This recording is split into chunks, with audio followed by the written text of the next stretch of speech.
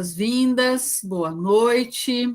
Dizer que o Centro de Mediação e Práticas Restaurativas da FADISMA hoje está em festa, comemorando e celebrando a primavera, né?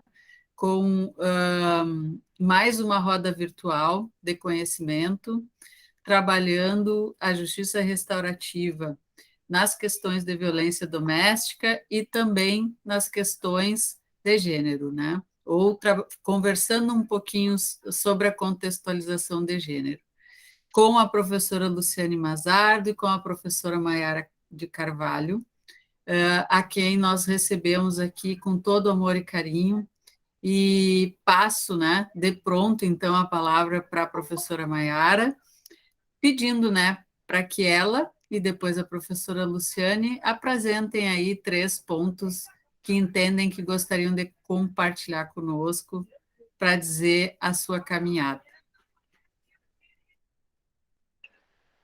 Boa noite. Boa noite, Cris. Boa noite, Luciane. Boa noite a cada um que está presente aqui hoje. Eu agradeço imensamente pelo convite, pelo acolhimento. Bem, eu acho que 3 pontos da minha caminhada que eu queria trazer para vocês. O primeiro é o que me levou ao curso de Direito, e isso perpassou da graduação até o pós-doc, foi minha vontade de entender melhor sobre conflito. Porque eu nasci numa cidade linda, em que as pessoas são muito cordiais, mas extremamente violenta. E eu não entendia como que isso era possível. Gente, o povo tão educado, tão gentil, tão cordial. E como que da onde que essa violência está vindo? Então, eu acho que esse é um ponto que eu queria frisar, porque tudo que eu tenho feito até aqui, inclusive a minha presença aqui hoje, ela vem muito permeada desse primeiro lugar que me colocou dentro de uma faculdade de Direito. E foi aí também que eu caí na justiça restaurativa, comecei a trabalhar mais com esse tema. Outra coisa que eu queria frisar sobre mim é que eu sou cofundadora do Instituto Pazes, e isso é importante para mim porque ter criado algo no mundo, ao invés de simplesmente estar me vinculando a outras coisas que já estavam prontas, diz muito de uma coragem e de uma força que eu descobri no processo. E isso é uma coisa que eu não gostaria de que passasse batido dentro de todo o meu percurso. Eu acho que isso diz mais, isso me exigiu muito mais coragem do que ter feito um doutorado, do que ter feito não sei o quê, então eu acho que esse é um ponto que eu gostaria muito de falar. E uma outra coisa que eu queria falar para vocês é que, e eu vou falar isso porque eu vou pontuar ele logo no início, é que entre as várias coisas que eu já fiz no mundo, nessa meio de trajetória motivada por conflito e violência, teve uma em especial que ela costuma causar algum nível de estranhamento nas pessoas, que é o fato de eu ter trabalhado em zona de guerra. Eu trabalhei na Palestina e Israel um período com conflitos, violação de direitos humanos, trabalhei com justiça restaurativa também lá. E lá, nessa ocasião, eu trabalhei bastante, muito mais do que eu gostaria, com relações de gênero também. Eu trabalhei com diversas violações de gênero muito profundas. E como mulheres eram um grupo muito vulnerável lá, não só lá, né, aqui também, era um grupo que eu estava sempre junto. E eu saí, e por isso que eu estou falando essa informação para vocês, a terceira, eu saí de lá me prometendo que eu não atuava mais em violência doméstica. Me prometendo que eu não atuava mais em estupro de vulnerável. Eu disse assim, olha, deu, isso aqui é muito para mim, isso aqui é uma coisinha pesada de se envolver, esse lugarzinho aqui é incrível, não sei o que, mas aqui eu não quero andar não, tá? Quero andar não. Me prometi sobre isso. Aí eu voltei para o Brasil em 2016 e eu tava muito tranquila, peguei o meu primeiro caso depois disso de justiça restaurativa. Caso simplinho, um caso de um menino que estourou um balão, aqueles balão de soprar mesmo, a bexiga, no corredor da escola.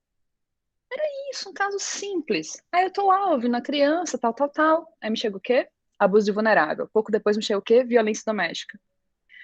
Aí foi quando eu respirei fundo e disse: não importa o quanto eu não queira estar aqui. Se eu for trabalhar com conflito na sociedade, eu estarei aqui necessariamente. Porque pelos dados, pela proporção, pelo lugar cultural mesmo em que isso se inteira na nossa sociedade, eu teria que ter muita sorte para estar trabalhando com conflito à torta direito e essas narrativas não me chegarem. Eu teria que estar na exceção e não na regra. E com isso eu começo então dizendo que eu adoraria que violência doméstica fosse uma coisa profundamente desconhecida de nós. Mas na verdade, violência doméstica é sobre mim e sobre vocês. Porque violência doméstica, eu tenho muita convicção que, dentre as pessoas que estão aqui nessa turma, ou alguém já foi vítima, ou já testemunhou, ou conhece alguém que passou. Sendo assim, violência doméstica é sobre a gente. E é assim que eu queria começar, então. Dito isso, e tendo percebido que eu não ia poder não trabalhar nesse lugar, se eu realmente me importava com conflito e violência, eu comecei a perceber que eu poderia trabalhar nesse lugar com algo que fizesse sentido para mim, com algo que promovesse transformação e, mais do que isso, com algo que, em algum aspecto, me recuperasse uma esperança em estar nesse mundo. E foi aí, então, que eu comecei a trabalhar dentro de violência doméstica com práticas de justiça restaurativa de uma maneira bem diferente da que eu costumei ouvir falar sobre o lugar comum disso ser esperado. Então, eu queria compartilhar um pouquinho disso com vocês. Quando a gente fala de justiça restaurativa, as pessoas normalmente pensam de uma atuação, de uma visão de justiça não punitiva, voltada à responsabilização, mas de uma maneira de que a própria pessoa se responsabiliza, que a comunidade se responsabiliza. Normalmente as pessoas pensam que isso envolve pessoas que praticaram um ato e pessoas que foram em algum aspecto impactadas por ele, mas também suas comunidades de referência e afeto. Essa é uma visão bem dentro da caixinha do que é uma justiça restaurativa. E, basicamente, na maior parte das vezes, quando eu disse não trabalharei com violência doméstica, o que eu queria dizer é não trabalhei com isso, não trabalhei com essa caixinha dentro da violência doméstica. Por várias razões. Entre elas, porque a violência doméstica tem já uma coisa muito específica que a gente precisa nomear. Perdão faz parte do ciclo da violência. E eu sei que justiça restaurativa não busca perdão. Eu sei que justiça restaurativa não se confunde com perdão, mas eu também sei que muitas vezes perdão aparece no processo restaurativo.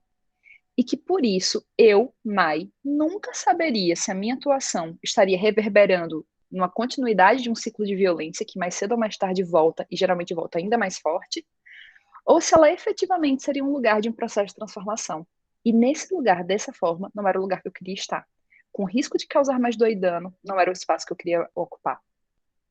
Então, na verdade, eu precisei desmistificar a atuação com justiça restaurativa em violência doméstica para mim mesma. E pensar outras maneiras de oferecer a visão de justiça, da justiça restaurativa nesses casos. E aí eu queria conversar um pouquinho para vocês sobre algumas possibilidades que eu tenho visto e que eu tenho atuado nesse percurso. Não são as únicas formas possíveis, certo? Eu queria frisar isso, mas são algumas formas com as quais eu tenho atuado e que eu acho que pode ampliar um pouquinho esse olhar, sair um pouquinho dessa caixinha. A primeira delas é quando a gente pensa geralmente na restauração, e a gente geralmente fala de relacionamentos também, a gente pensa normalmente que é a restauração de um vínculo que está ali. Ou seja, nesse caso da violência doméstica, entre um agressor e uma vítima.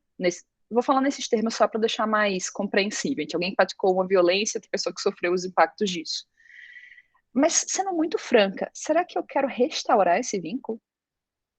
Será que um segundo antes da primeira manifestação de violência acontecer, esse vínculo estava saudável e maravilhoso a ponto de eu querer restaurá-lo? Ou será que o só fato de ter desencadeado um sem número de violências a partir daqui não é um indicativo de que muito provavelmente algo anterior já não ia muito bem, só não tinha ainda manifestado nesse espaço de violência?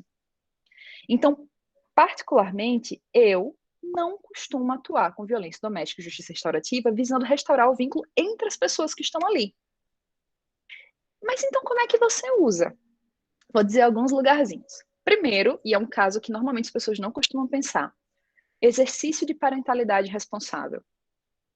A maior parte dos vínculos em que tem violência doméstica são vínculos que são minimamente duradouros. E muitas vezes a gente tem uma criança ou uma adolescente envolvido nisso aqui.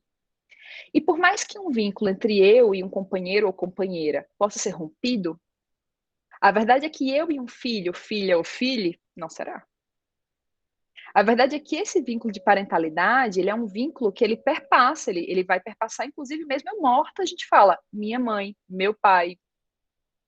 Então, eu queria que vocês entendessem que parentalidade responsável é um dever dessas pessoas.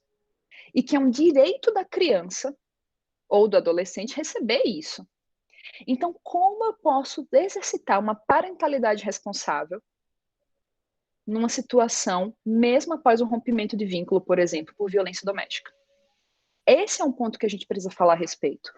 Até porque a maior parte das crianças que estão dentro de vínculos onde há violência doméstica, elas costumam testemunhar ou, em algum aspecto, também ser vítima desse lugar. E essas crianças vão precisar agora de um cuidado redobrado, justamente por tudo isso que viveram. Então, pensar nessas crianças e nesses adolescentes, eu estou trazendo isso como primeiro lugar, porque esse não é um lugar que costuma ser visto. E eu acho que a gente precisa pontuar, até pela condição especial de desenvolvimento desses sujeitos. Outro elemento, e aí mais voltado à vítima, seria oferecer comunidades de apoio e sororidade. Pensem que uma mulher que passa, por exemplo, por 10 anos de violência, eu estou falando mulher porque quase todos os casos são com mulheres, isso não quer dizer que não aconteça com homens. E a maior parte dos casos que a gente tem noticiado são com relacionamentos heterossexuais, isso não quer dizer que também não possam acontecer nos homoafetivos. O que eu estou querendo dizer aqui, vamos dizer que uma mulher seja vítima de violência doméstica por anos a fio, e que essa mulher tinha família, tinha amigos, tinha vizinhos, e mesmo assim foi vítima de violência doméstica por anos a fio. Vocês concordam comigo que muito provavelmente a rede de apoio e referência dela precisa ser fortalecida? Então, esse é um excelente lugar para trabalhar a justiça restaurativa. E aqui eu não falo nem de criar uma rede de apoio nova. Eu falo muitas vezes de consolidar, de fortalecer uma rede que essa mulher já dispõe, mas que não havia espaço para isso. Às vezes por uma vergonha. Principalmente, eu recentemente atuei num caso em que uma mulher, professora universitária, em tese super bem resolvida com um monte de coisa, um exemplo de liberdade, sei que, recentemente teve-se notícia que ela era vítima de violência doméstica há anos. E as amigas dela ficaram extremamente impactadas, porque elas saíam, conversavam sobre... Nunca pensaram que ela fosse vítima. Mas vejam, até por esse lugar que ela ocupava, e por essa imagem de quem que é a vítima, quase que uma vergonha de se assumir vítima desse lugar. Parece que violência doméstica é sempre sobre o outro, nunca sobre mim, nunca acontecerá comigo. Como que ela assume isso perante os outros? Então, ela tinha uma rede de apoio, eram pessoas que eram próximas, que eram contatos muito legais, que estariam à disposição, mas que não estiveram por outras várias razões. Então, nesse caso, simplesmente é fortalecer, é trazer uma rede de apoio que já estava junto e fortalecer. Mas em alguns outros momentos, pode ser que seja construir uma nova rede. Isso porque muitas vezes parte da violência doméstica, das várias formas de violência, é justamente perpassa um isolamento dessa pessoa em relação à sua comunidade de apoio base. E justamente nesses casos é muito importante que essa pessoa não fique sozinha no mundo, entende? Então, saber que não está só faz as coisas muito mais fáceis. E às vezes está em conexão não é só não estar só, mas tem conexão com outras pessoas que experimentaram algo semelhante e também estão passando por isso, pode ser muito importante. Então, oferecer práticas voltadas à conexão e à construção efetivamente de uma comunidade de apoio, de práticas de sororidade para essas mulheres pode ser fantástico. Essa é uma outra possibilidade de atuação que eu vejo muito resultado e que a justiça restaurativa tem um potencial de impacto tremendo. Um outro lugar que eu queria trazer para vocês também, para pontuar aqui, é que, normalmente, pessoas que são vítimas de violência doméstica, elas passam por várias questões de compreensão de si distorcidas. Várias. Até para terem se sustentado no relacionamento tóxico por tanto tempo, e normalmente vem com violência psicológica, é muito pouco provável que essa pessoa saia lá e diga: nossa, como eu sou maravilhosa, como eu me vejo muito bem, que autoconfiança, como eu estou disponível para amar e ser amada nesse mundo, para me relacionar com pessoas, muito pouco provável. Justamente por isso, é muito importante também que se ofereça um cuidado com essas pessoas relacionadas a crenças limitantes e crenças potencializadoras, a autocompaixão e também a auto-perdão. Considerando que a justiça restaurativa, ela flerta muitas vezes com perdão, embora não se confunda, se nesse caso falar de perdão em relação aos outros envolvidos não faça tanto sentido, de auto-perdão faz um tanto. Porque muitas vezes a gente vai ter pessoas apontando se estava ruim, porque continuou no vínculo? Porque não acabou antes? porque não saiu. E aí chega um momento em que a pessoa que foi vítima de algo se coloca numa situação de culpa e vergonha, quase como se fosse algo que ela deu causa. Então, perpassar por isso em relação, inclusive, a um auto-perdão e a um olhar mais compassivo sobre si, é uma outra possibilidade de atuação com justiça restaurativa em caso de violência doméstica. Em relação especificamente à pessoa que aqui causou danos, a gente também pode colocar isso como uma prática para grupos reflexivos, por exemplo, para espaços para trabalhar, por exemplo, masculinidades tóxicas. Porque se é bem verdade que a pessoa mais atingida diretamente, em nível inclusive de vida, não à toa, a gente tem um tipo penal específico para trabalhar morte de mulheres por serem mulheres, que é o feminicídio, é bem verdade que isso atinge a vida das mulheres muito diretamente, mas isso também implica em vários aspectos na vida dos homens.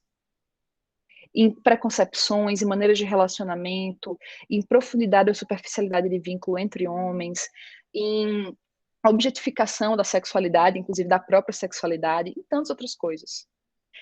O fardo do provedor e tantos outros elementos. Sendo assim, aqui a gente poderia falar também em grupos voltados a trabalhar masculinidades tóxicas. Há impactos disso no meu dia a dia e é como se pensar o exercício desse homem em sociedade que não fosse reforçando masculinidades tóxicas, não fosse reforçando esses padrões estereotipados de comportamento. Então, esse também é um lugar para a justiça restaurativa. Isso quer dizer que não é possível a prática restaurativa entre um casal? Não, não estou dizendo isso. Só estou falando que é menos provável. E eu só estou dizendo uma outra coisa, que pode ser que essa prática aconteça diluída, assim, com um tempo entre o acontecimento e ela. Mas de imediato, Mai, acho muito arriscado de produção de danos. Eu, particularmente, não faria. Em regra, não faria. Um outro lugar ainda que eu queria pontuar para a justiça restaurativa é que existem algumas práticas, e provavelmente vocês já ouviram falar sobre isso, em que uma vítima de um crime, por exemplo, conversa com o ofensor do mesmo crime, mas não o ofensor que a ofendeu, o ofensor que ofendeu outra pessoa. Muitas vezes pessoas falam que passar por experiências como essa podem ser boas porque entenderam uma outra perspectiva, compreenderam impactos, puderam falar aquilo ali e tal. Eu, particularmente, nesses casos, não costumo trabalhar assim. Até já trabalhei assim em outros casos, mas em violência doméstica especificamente, eu não costumo trabalhar desse modo, embora saiba que algumas pessoas trabalham dessa forma. Então, eu não queria passar batido aqui de dizer que essa é uma possibilidade de atuação, ainda que não seja prioritariamente a minha. Eu prefiro ficar nesses lugares que eu falei até agora. E aí eu queria falar para vocês que a gente pensa, então, a justiça restaurativa como uma justiça voltada à satisfação de necessidades. E aqui vocês podem observar que eu comecei falando de crianças, eu falei das pessoas que foram vítimas, eu falei inclusive de ofensores, e eu falei de possibilidades entre essas pessoas aqui. Também queria que vocês entendessem que a justiça restaurativa, ela é informada por trauma. Ela não pressupõe trauma, ela não visa curar trauma, nem poderia, ela sequer visa integrar traumas, mas ela é informada por traumas. E em casos de violência doméstica, é um excelente lugar para eu estar informada por traumas. Porque é um lugar que me acontece no meu lar, no meu cotidiano, como parte da minha rotina, e que acontece de maneira cíclica, é muito provável que ele me chegue com uma percepção de sobrecarregamento. E por causa do sobrecarregamento, que aquilo ali me chegue com algum impacto potencialmente gerador de trauma. Então, esse olhar mais cuidadoso, esse ouvido mais atento, essa fala mais gentil é muito importante. E quando eu falo dessa fala mais gentil, eu não estou simplesmente falando de falar quase como aquela fala estereotipada, sabe? Lenta, calma. Não é nesse sentido. É na gentileza, no sentido de como abordar um determinado tema. Para não passar dos limites do que a pessoa está disponível a entrar ali. Para não fazer uma pergunta que chegue a um lugar que você não dá conta de trabalhar com aquela pessoa naquele espaço. E que, muito potencialmente, pode reverberar em um tanto de outras situações.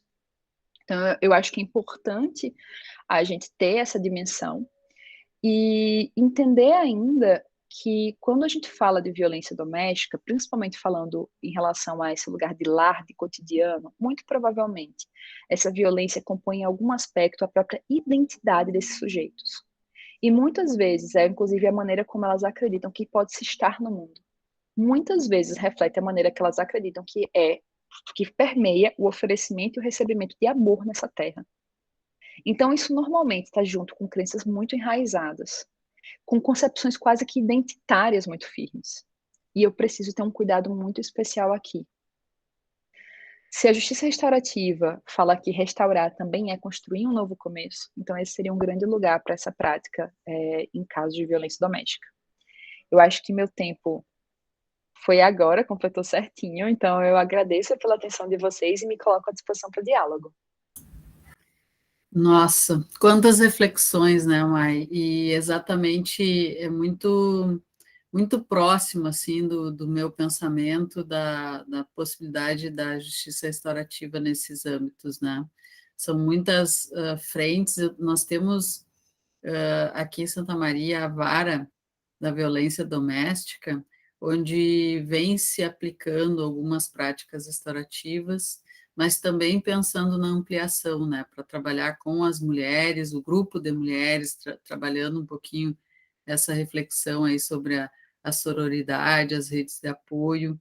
Então, que bom, né, que possa evoluir para isso, e não só em casos, claro, em casos de exceção que proporcionam um espaço de fala, de escuta e de reflexão também com relação à vítima e ofensor em casos específicos, né? Não para todos os casos, mas são reflexões bem importantes.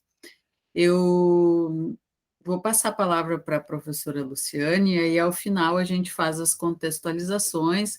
Quem quiser vir colocando fazer algumas colocações no chat, fica à vontade, depois a gente vai trazendo, ou vão anotando e no finalzinho a gente vai contextualizar aí com as profs. Luciane, então, seja muito bem-vinda, e gostaria que tu trouxesse aí do teu currículo 3 ou 2 situações que tu acha importante compartilhar conosco. Muito obrigada pela acolhida, professora Isabel. Reitero, então, a importância dos aprendizados, né? Foi um dos canais pelo qual eu cheguei na Fadisma, foi através do curso, né, da Justiça Restaurativa, e então sempre reforço essa importância. Professora Maiara, que aula fantástica. Doutora Maiara, né? Muito interessante esses pontos, né? Porque como me foi dado fazer esse viés, né, com a questão de gênero propriamente dita, enfim, eu fiz até umas anotações, né, parecia aluno fazendo tema de casa, né, professora? Recorri aqui a algumas anotações até pelo nosso tempo ser estreito, curto, né, e eu querer ponderar a importância da tua fala, que todos esses pontos que foram abordados eram exatamente os pontos que eu me questionava, né? Dentro de uma vertente que o feminismo, como a doutora deve saber, né, nem sempre aceita, né, essa aplicação da justiça restaurativa, e tem lá, não dá tempo aqui da gente recorrer toda a série, né, de argumentos, né, mas então eu vou partir de um raciocínio. A Cris me pediu para salientar a questão do currículo. Eu vou fazer essa referência, então, de uma maneira um pouquinho diferenciada. Com certeza, Letícia, muito bem colocado, né? Então, eu cheguei a trabalhar com a questão das mulheres e de gênero, porque eu tenho uma vinculação muito interessante com o direito das famílias, né? Eu sou mãe de 3 filhas e sou a 11ª filha do mesmo pai e da mesma mãe, né? Então, sou uma feliz filha, irmã, né? Com 10 irmãos. Então, a ideia de família e de relacionamentos saudáveis é uma coisa muito forte, muito arraigada em mim. E eu acho muito triste quando as pessoas não têm essa verdade na vida delas, como a professora Maiara colocou, né? A verdade afetiva, a verdade de uma paternidade responsável, né? Que não necessariamente precisa ser um genitor, que pode ser, né, um pai socioafetivo. E eu, felizmente, sou uma pessoa que tive essas verdades, e isso me impulsionou muito a pesquisar. Como educadora, que eu fui desde sempre, que eu sou pedagoga, né? eu fui para a área do direito já com essa ideia da docência, né? E o direito das famílias foi um caminho sem volta, né? Advogo nessa área, advoguei numa banca durante 10 anos, assim, exclusivamente, né? Direito das famílias, e que os conflitos, professora Maiara e prof. Isabel, não tinham como não chegar, né? Os conflitos alusivos à violência doméstica e, por reflexo, filhos atingidos por isso. Né? Então, passei a pesquisar a justiça restaurativa e, por consequência, os direitos humanos das mulheres. Né? Então, essa foi a minha trajetória. Me surpreendi quando lá em 2014 falei sobre JR na Espanha, eu era a única a falar sobre o tema, né?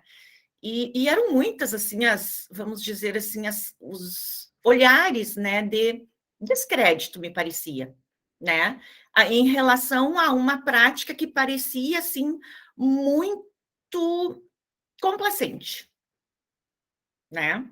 Então, eu vejo que em determinadas situações, a depender do ambiente em que tu se encontra, a JR é vista ainda como um abrandamento, né, talvez, como algumas vertentes feministas mais radicais digam, uma transmissão da responsabilidade até mesmo para a própria mulher, né? Então, isso são barreiras que precisam ser vencidas. E eu achei muito interessante, Maiara, a forma como tu colocaste esses pontos que a JR pode atuar. E eu acho que é partindo daí, mostrando já, né, não entrando no debate que rechaça a JR, mas trazendo argumentos que mostram da sua importância e o quanto ela pode permear esses espaços que, a princípio, são impermeáveis, né? Porque nós observamos que a própria Lei Maria da Penha, e aqui deixa eu ver que eu fui anotando as tuas colocações aqui, a própria Lei Maria da Penha, ela traz, né, e saliento, pessoal, que esse ano nós comemoramos os 15 anos, né, da Lei Maria da Penha. E a própria lei salienta ali um aspecto que eu considero, né, embora não faça uma reflexão, não faça diretamente uma referência ao uso da JR, inclusive não afasta a lógica de um tratamento consensual nos crimes praticados no âmbito doméstico, né? Exatamente porque estava retirando lá do juizado especial aquela ideia, né, de troca por cesta básica, né, para resumir, né? Então, eu vejo que há uma formulação restauradora na própria lei, né? A própria lei, a partir do momento que ele busca uma garantia de resposta para esta mulher vítima, mas uma resposta complexa, porque a lei prevê uma ação integrada para garantir os direitos dessas mulheres, tanto que fala na equipe multidisciplinar. E aí eu acho que está, né, a visão restauradora da lei, em que pese ela não referencie, né, as composições, né, e traga esse aspecto punitivo do direito penal, né. Então, essa justiça, né, retributiva. Essa ideia, né, de responsabilização do agressor que a própria lei busca, né, em outras medidas que ela traz, pode se converter, né, pode se convergir aí para a linha da justiça restaurativa.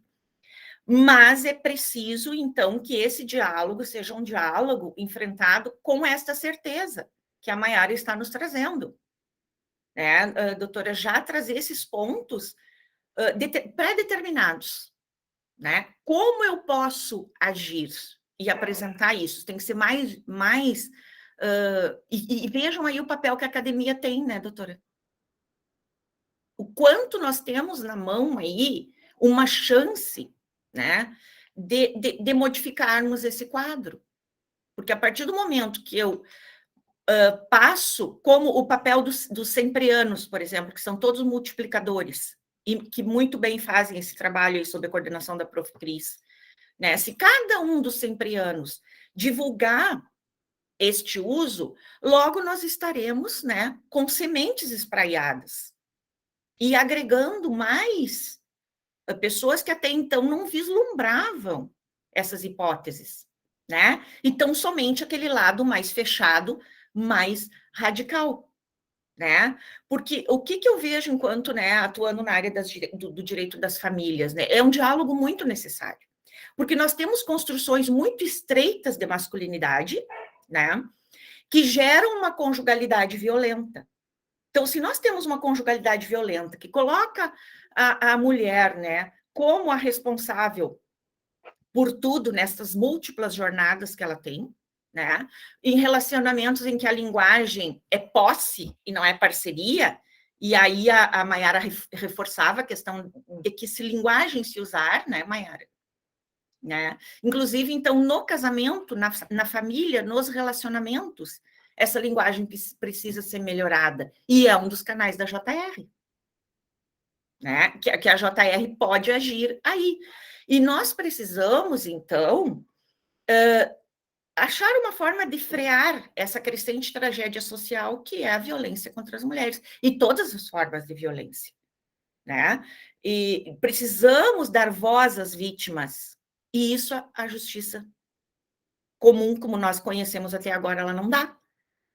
Ela não aperfeiçoa os canais de escuta, né? E tampouco de registro. E aí a Maiara falava, então, na parentalidade responsável, no reflexo nos filhos, né? Então, o que acontece? O entendimento dessas masculinidades, não podemos mais justificar as violências perpetradas contra as mulheres como um mero descontrole, ou uma explosão, ou um estresse emocional, como aconteceu agora na pandemia. Todos nós sabemos que agora, na pandemia, a violência doméstica, ela simplesmente atingiu altíssimos graus, em que pese a subnotificação, né? Nós temos aí o problema da subnotificação, porque as mulheres ficavam. E aí a Maiara trouxe um dado importante, que é o isolamento, né, Maiara? Quem é vítima de violência doméstica não precisa da pandemia para viver isolado, porque ela se auto-isola, ou seja, por vergonha, né, de contar lá, por ostentar uma classe social ou um título, né, o seu status, de confessar essa violência. Então, ela acaba se isolando de quem pode ajudar, desta rede, né, que poderá apoiá-la. E aí, quando tu falaste, Maiara, do fortalecimento da rede, achei muito interessante. Veja, é ir no ponto certo, né, Maiara? Vou fortalecer a rede, mas qual rede? A rede que já existe. E aí a JR pode atuar. Achei muito interessante. Ponto de vista muito interessante, né, Cris? Porque a comunidade vai atuar de que forma? Revitimizando, que é a grande crítica? Não. Fortalecendo essa rede. Nós não vamos expor esta mulher, né? E aí eu volto lá para minhas anotações. Então, a Maiara colocava aí a questão desse isolamento, já falei, do reflexo nos filhos, da parentalidade responsável. Então, a violência, essa masculinidade, ela precisa ser tratada, e eu acho muito importante, né? Porque, na verdade, a violência ela tem que ser tratada como um dispositivo, né? Que traz essa ideia do gênero dominante. O que acontece? Os homens, as mulheres foram acostumadas nesse sistema de submissão e, por vezes, não conseguem sozinhas sair, né, deste mecanismo.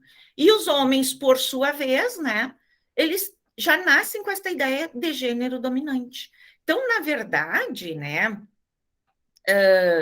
a violência acaba virando um processo em que o homem novamente se apropria da mulher, né? Porque ocorre a violência, a mulher acaba perdoando em nome de inúmeras, e não sei se o termo é perdão aqui, mas enfim, aceita um pedido de desculpas, né? Em nome de inúmeras circunstâncias, né? E volta novamente esse sujeito masculino a se apropriar, né, da individualidade da mulher, e ele, mais uma vez, ele quer retomar o poder, né, sobre a sua mulher. Então, ele reforça esse poder. E não entende a sua responsabilidade, e aí vem a reincidência. Então, como nesses lugares da JR que a doutora Mayara colocava, eu acho muito importante, nesse aspecto aí dos homens entenderem a sua masculinidade, os grupos de apoio, os grupos reflexivos masculinos, acho sim, aqui em Santa Maria tem, né, Cris? Um grupo reflexivo, eu não sei se elas ainda estão conseguindo tocar, porque parece que são 2 psicólogas voluntárias, né? Mas acho, assim, que é um ponto crucial esse trabalho para ajudar que os homens rompam essa barreira. Porque nós não precisamos colocar a mulher como totalmente vítima, que ela seja incapaz de romper esse ciclo. Ela é capaz. Só que precisa dos meios, né, das ferramentas que vão impulsionar. E os homens, eles precisam ter parceria nessa luta. E não aquele enfrentamento. Pelo contrário, nós temos que trazer os homens para essa discussão. Eu falo isso há muito tempo. E como é difícil de ser entendido isso, né? Porque nós temos que encontrar um caminho do meio. Não aquela ala radical que é contra tudo e contra todos, mas construir um caminho. E a JR, acho que o maior ensinamento da JR é pavimentar esse caminho. Nós vamos ter que construir este caminho, né? Que por vezes aí, se nós formos para uma leitura muito legalista da própria Lei Maria da Penha, nós não vamos enxergar hipótese para a construção desse caminho. Né? Então, é muito interessante, né? Então, a ideia é desaprender muitas lições que são internalizadas, e isso independe de idade, de raça, de classe social. Nós sempre vamos ter pessoas que, embora sejam de gerações mais novas, têm conceitos, como a Mayara dizia ali, desculpa que eu não anotei essa questão, mas são... Me fugiu o termo, Mayara. Concepções, né? Alguém quer me ajudar? Precisamos quebrar, né, esses conceitos equivocados, enfim. Como crenças limitantes, Luciane? Crenças limitantes, né? Crenças limitantes ainda daquele tempo que nós vivíamos nas certezas, né? Os homens nasciam para ser os provedores, as mulheres as donas de casa, os homens tinham provavelmente uma carreira militar pela frente, as mulheres um casamento. Isso são crenças limitantes que permanecem em muitas famílias, independente né, da contemporaneidade trazer tantos conceitos aí. Né? São questões que ficam fechadas em núcleos familiares. Né? Bem, então, para encerrar, né, pessoal, aí para dar um tempo para o debate, a ideia é que o gênero ele é uma construção histórica e cultural, e cabe a nós, né, tentarmos entender esse conjunto de atitudes, de crenças, de papéis que nos foram impostos e que criaram, né, raízes a partir da naturalização, né? Porque o patriarcado, o problema do patriarcado é que ele prescreveu como nós devemos ser, sem nunca perguntar como nós realmente somos. Né? Só diziam como nós tínhamos que ser, tanto para homens quanto para mulheres. As masculinidades e as feminilidades, elas nunca foram debatidas, elas foram meramente impostas. E não tem nada de mais em ser mais feminina. Isso não quer dizer que tu não conheça teus direitos. Não, nada impede, né? Isso não é uma questão do como tu vê, né? Como tu te mostra na sociedade, mas é uma questão de como tu acreditas, como essas crenças estão arraigadas. Então, essas expectativas que já vieram predeterminadas para cada gênero, elas acabam sendo muito sobre as mulheres. E aí as mulheres acabam, às vezes, né, sucumbindo a essas expectativas. Né? Como diz Bourdieu, né? O dominante, ele acaba contando, né, com a anuência dos dominados. Por quê? Porque as mulheres aceitam a expectativa que é depositada nelas e não se veem com coragem de superar. Por isso que elas têm que ter um tratamento, uma abordagem que chegue não só à academia, mas que chegue em todos os lugares, e que não a trate somente como vítima, mas como uma pessoa capaz de assumir o protagonismo, e que em um momento, sim, é vítima, mas que há a possibilidade dela sair dessa condição, né? Não ficar... e aí fecha com aquilo que a Mayara dizia do olhar compassivo, né, Mayara? Eu estou tentando amarrar todo o diálogo aqui, né? Então, nós não nascemos com nenhum gene especial para sermos cozinheiras, para cuidar dos filhos, né? Não temos por que aceitar essa pré-determinação. Nós temos que, sim, descobrir o que nós queremos ser, como nós queremos ser, e não como querem que nós sejamos a partir das expectativas criadas.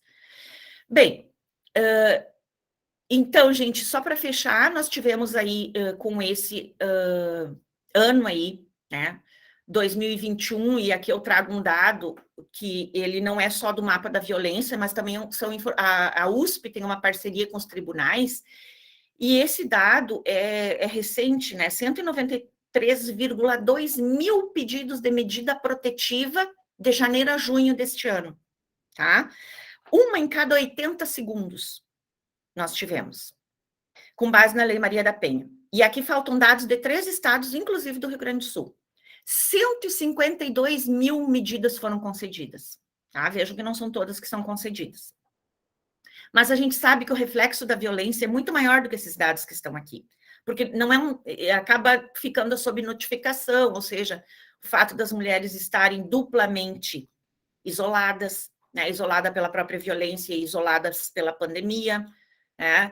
Então, elas não notificavam as autoridades que precisavam ser notificadas. Então, esse número ele é oficial, mas ele não é real, né? Ele é um número variável, sempre para mais. Jogamos mais para cima aí. Então, gente, o que se quer é que a violência contra a mulher no Brasil continue sendo objeto de muita reflexão. E, acima de tudo, sobre o paradigma cultural que está sustentando essa naturalização. Né? Conseguimos a publicização das múltiplas formas de violência, conseguimos aí maiores medidas de proteção, conseguimos a politização desse fenômeno e não a politização político-partidária, não é essa politização que a gente quer, né? Mas ainda somos o 5º país no ranking dos países que mais matam mulheres no mundo. Então, gente, precisamos sim, né, mudar isso. E aí, tem uma pesquisa brasileira entre práticas restaurativas e retributivas que diz o seguinte, gente, que a Lei Maria da Penha, os avanços, né, revelou que a maioria das demandas de violência doméstica está mais voltada para fazer cessar o ciclo de violência do que a punição criminal do agressor. Então, nós precisamos realmente. As mulheres clamam que a violência termine. Por vezes, elas não querem um encarceramento. Elas querem um homem mais responsável, um pai mais responsável. Então, o caminho é o debate. E a academia tem este instrumento na mão. E parabéns aos Ciprianos, parabéns pela escolha, né, da doutora Mayara para vir aqui debater. Acho que ela tem que voltar. O tempo não foi suficiente, né? E assim, a gente... Fico encantada de ver tantas carinhas lindas aí, jovens, que certamente, Cris, nós ainda, e Mayara, vamos ver como tu, jovens como você, né? Que ainda vão poder mudar essa história e nós vamos estar aí na plateia assistindo. Certo, pessoal? Obrigada. Muito obrigada, professora Luciane. Essa contextualização foi ótima, né? Porque realmente a Mayara trouxe de uma forma muito leve assim a possibilidade do uso, e quando tu traz essa experiência na Espanha, né, que levou essa possibilidade e é muito pontual, né? Existem alguns estudos, alguns encaminhamentos, mas é sempre muito focal, é em um lugar ou é alguém que faz, então às vezes não é algo que é conhecido, e o quanto a gente precisa conhecer e realmente promover a possibilidade desse uso, ou essa atividade, ou essa aplicação responsável, né? E para isso nós temos esse papel aqui social na academia de contribuir. Tivemos hoje aqui torno de 60 pessoas acompanhando, e tive o prazer de ter aqui conosco hoje, além de muitos alunos que já são egressos, né, porque são já formados, ter a Isabel Escoto, que foi uma das nossas primeiras sempreanas. Então, o Sempre começou em 2014, e é uma alegria muito grande receber a Isabel aqui hoje, acompanhando essa temática super importante, né? E em nome dela, eu agradeço por todos os sempreanos a presença de vocês duas aqui, promovendo essas reflexões. Nós já refletimos muito sobre isso, inclusive, já te passo a palavra, Isabel, inclusive acerca da violência estrutural, quando não existe essa rede de apoio nem nas instituições, né? Por exemplo, uma mulher que vai fazer um BO, ou um boletim de ocorrência acerca da violência sofrida, ela sofre novamente, ela é revitimizada nesse atendimento, e isso é inadmissível. E muitas vezes nós temos mulheres nessas delegacias, nós temos mulheres coordenando essas delegacias, e essas mulheres sofrem novamente. Isso é inadmissível. Hoje em dia nós temos delegacias especializadas para tratar ou abordar ou enfrentar esse tema. E da mesma forma as mulheres são negligenciadas. Então, eu acho que não dá para ficar em silêncio, não dá para fazer de conta que não vê. Então, sempre, muitas vezes, quer buscar tudo, né? Nós temos aí um pensamento de conversar com essas, que é uma porta, né? Só uma das portas, mas o que a Maiara traz do fortalecimento dessa rede é real, é sobre mim e é sobre as pessoas à minha volta. E eu silenciar com relação a isso, ou mesmo não saber, porque as pessoas não têm coragem, muitas vezes, ou não têm esse suporte para expressar essa dificuldade, é muito dolorido, né, a gente saber disso. Então, fortalecer essas redes de apoio, mas, acima de tudo, falar sobre isso com as instituições também, para que tenham um aprimoramento, né, porque parece que é natural, né? Apanhou porque quis, ou está nessa condição porque quer. Muitas vezes a mulher não consegue sair dessa condição, porque realmente não tem uma rede de apoio. Então, eu queria passar a palavra para a Isabel, para fazer a sua contextualização aí, e veio algumas situações também no chat, depois eu faço a leitura aqui, ou se a pessoa quiser levantar a mão também. Isabel, a palavra é tua.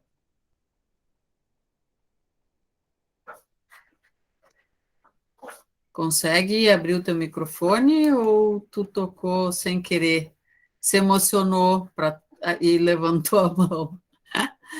Enquanto isso, a Laura Madeira, que é a nossa sempreana, disse aqui que é sobre as mulheres se apropriarem de si mesmas e de suas questões de identidade que foram afastadas delas por episódios de violência e manipulação estrutural.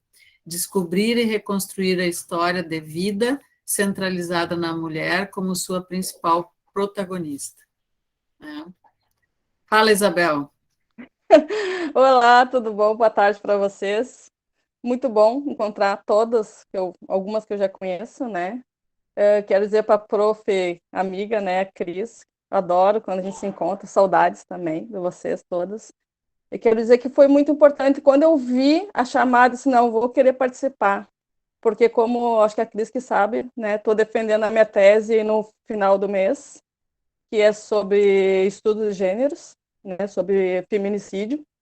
Então, achei muito importante, bem colocadas as palavras da Maiara e da professora Luciane, no qual também me identifiquei, que agora tendo ali pela Defensoria, lá de São Francisco, né, e tem muitos casos na parte da área civil, de família, né, então achei, assim, muito importante. Até comentei no índice da professora Luciane que a maioria desses índices que não aparece, que é aqui de Santa Maria, né, a maioria são mulheres negras, que não aparece essa violência, esse feminicídio. E acontece, mas são com elas, né, que tem os estudos que comprovam isso, não desmerecendo nem umas nem outras, né, mas as mais que sofrem são as mulheres negras. Então, achei muito bom, muito, sim, maravilhoso, né? Então, eu fico agradecida por encontrar algumas que eu já conheço, e a Cris, né? Uma saudade grande também. Mas acho que é esse caminho mesmo, as redes. A Cris sabe que as redes são importantes, e elas têm que caminharem juntas, né, para dar certo. Senão, acaba não ficando capenga um pouco. Mas é isso. Agradeço e obrigada. Beijos para vocês do coração. Obrigada e sucesso lá na tua tese. Me avisa lá para eu estar lá, se possível. Dia 30, às 9 horas. Mas eu te Ah, mando o link. vou esperar. Quero estar Beijo. lá, estou mandando boas Tá, energias. A joia. Letícia levantou a mãozinha também, Letícia. Boa noite a todos, a todas e a todos. Primeiro, eu gostaria de agradecer a presença da professora Luciane e da doutora Maiara. Foi uma discussão muito rica. E, na verdade, eu gostaria de fazer uma pergunta para reflexão, que é algo que eu venho me confrontando, assim, dentro de pesquisas, dentro do gênero e sistema de justiça, dentro dos feminismos, dentro da justiça restaurativa e dentro da comunicação. Então, como a gente tem essa premissa do diálogo dentro da justiça restaurativa, o que tem me preocupado, avançando um pouco nesse estudo de gênero, é quando a gente se depara com uma violência estrutural, né? Como é, por exemplo, a questão do racismo, a questão da violência doméstica, e outras formas de violência também.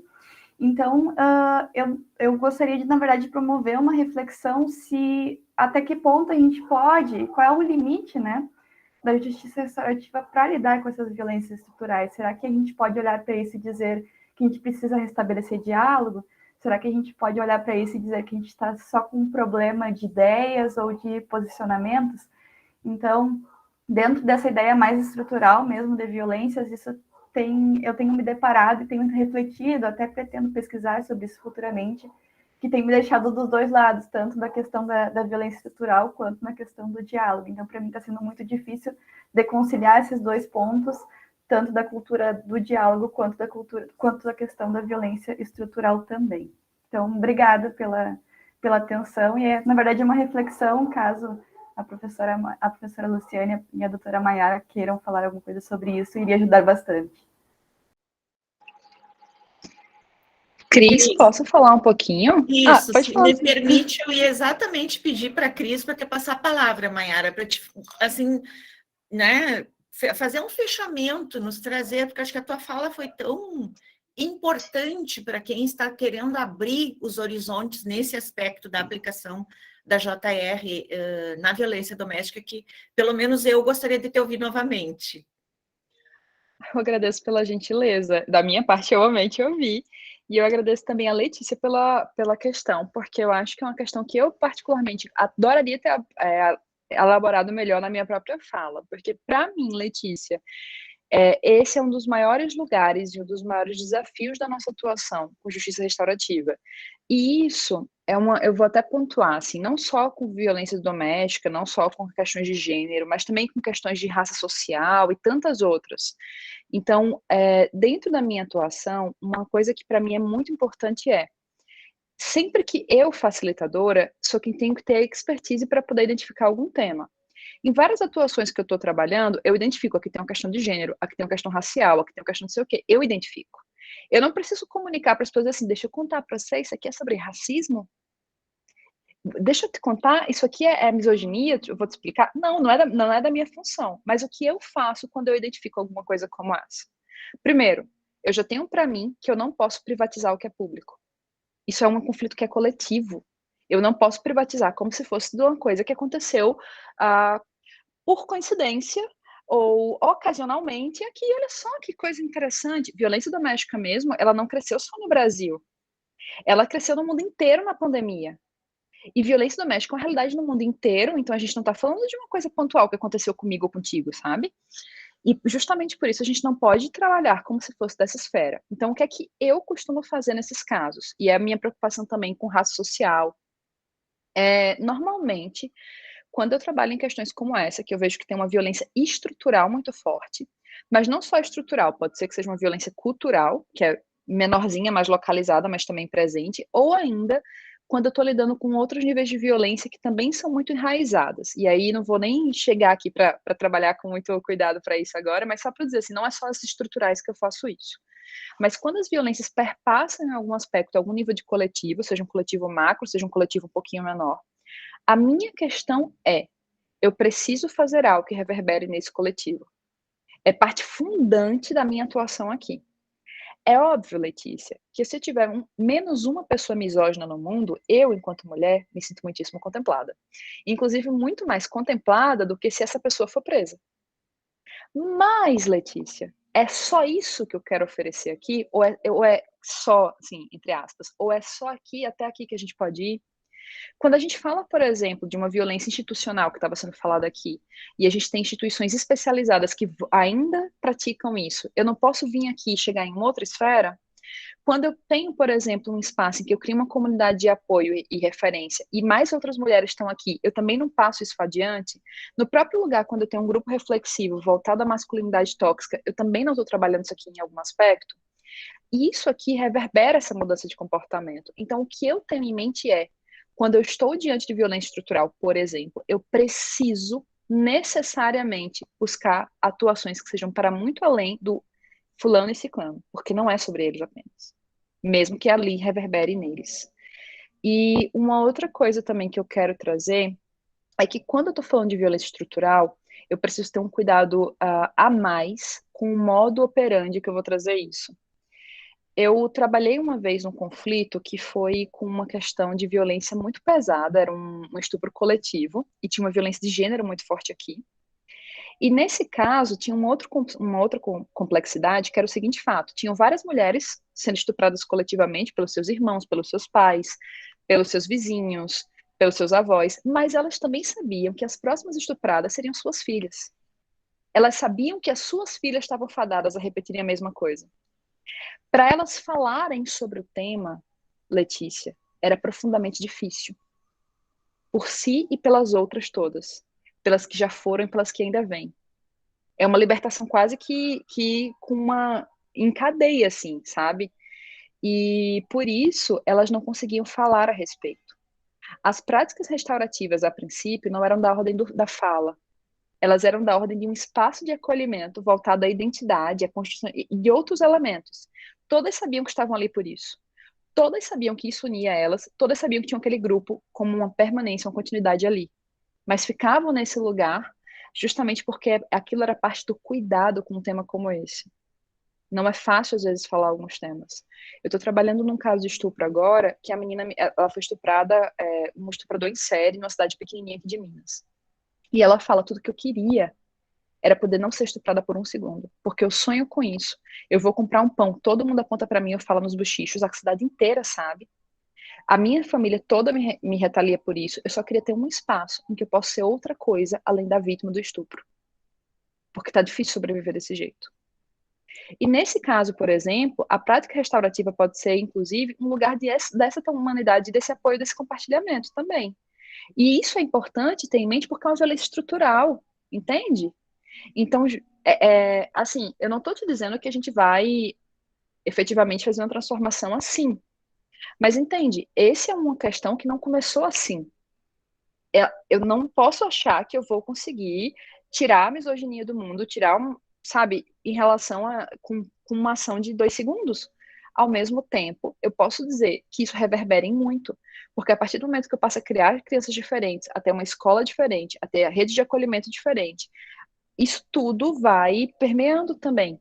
E tem uma outra imagem, sabe, Letícia? Eu acho que tem poucas coisas tão revolucionárias para uma mulher hoje, ainda mais uma mulher vítima de alguma violência de gênero, que todas nós, em alguma medida, lamentavelmente, podemos carregar isso nas costas, é andar amada por aí. Isso é revolucionário. As pessoas falam muito sobre andar armado, como se isso fosse a sua grande proteção. Andar amada num mundo como esse aqui, que te diz o tempo inteiro que tu não é o bastante, que tu não é uma mãe suficientemente boa, que tu não é uma mulher suficientemente bonita, que tu não é suficientemente inteligente, que tu não é uma parceira suficientemente cuidadosa. Esse outro exercício, ela mostra para outras mulheres um tanto de outras coisas, e a gente aprende por esse exemplo também. E a gente está formando um sem número de outras crianças, que daqui a pouquinho estão crescendo e formando outras e outras e outras, que tem um exemplo significativo no mundo sobre outros modos de estar aqui, existindo nessa terra. Então, eu acho que esse também é um ponto, até dessa auto-perdão e da autocompaixão, que a JR também pode ajudar a gente, sabe? Muito obrigada, maravilhoso. Lu, vou te dar 2 minutinhos para tu te despedir, né, dessa galera maravilhosa, que eles têm aula daqui a pouco, muitos deles, e nós temos um outro evento agora às 19h30 também, sobre responsabilidade social. Então, te passo a palavra para uns minutinhos de despedida e depois para o encerramento. Exatamente, Cris, assim, ó, como tudo que tu promove, até mesmo nos encontros nas bancas, né, é uma troca fantástica, uma troca pessoal, e eu só tenho a agradecer pela oportunidade de estar aqui. Ela me disse, Maiara, que eu ia adorar te conhecer, e reitero, né, replico as palavras da Cris. Foi muito engrandecedor, e eu tenho certeza que para a família Fadisma aqui, representada, né, tanto por alunos quanto egressos, e acho que poucos que são de fora aí da Fadisma, a Laura, que eu conheci hoje, né, Laura? E alguns poucos, realmente eu só tenho a agradecer a Graziele, que acho que era minha aluna na FMC, que viu a minha né, postagem lá no Instagram. Maiara, depois, se tu puderes reproduzir teu Instagram para nós acompanharmos aí o teu trabalho lá no Instituto Pazes também, né? E simplesmente pedir, né, que nós tenhamos uma outra oportunidade para essa fala tão gentil, para essa fala tão acolhedora e tão necessária. Muito obrigada e parabéns pela iniciativa. Obrigada, Maiara, por dividir teu tempo conosco. Bom, eu, em nome do Sempre, né? Esse evento não é meu, esse evento é nosso, né? É do Sempre para a comunidade acadêmica e externa, a comunidade interna da Fadismo e a comunidade externa, e é construída sempre em conjunto, né? Eu não teria capacidade de fazer tudo que a gente faz sem os semprianos que vieram, né? Os que estão e os que virão, né? Então, eu acho que é muito importante esses momentos, foram reflexões riquíssimas, tenho certeza que a gente vai poder ter outros momentos, né, pensando em poder compartilhar reflexões tão riquíssimas, com tanta leveza, né, para um tema tão sensível. Então, eu agradeço a presença de todos, fica o convite para a nossa próxima roda virtual daqui a 15 dias. Nossa colega Ana Maria também está aí, Mai, nossa colega de curso também esteve, não sei se ainda está, mas são várias pessoas aí que estão nos acompanhando e que são bem importantes em toda a nossa caminhada. Muito obrigada por aceitarem os nossos convites, né? Tanto a professora Lu quanto a professora Maiara e todos os participantes desse encontro. Foi uma honra estar aqui com vocês. Muito obrigada e até a próxima roda virtual de conhecimento.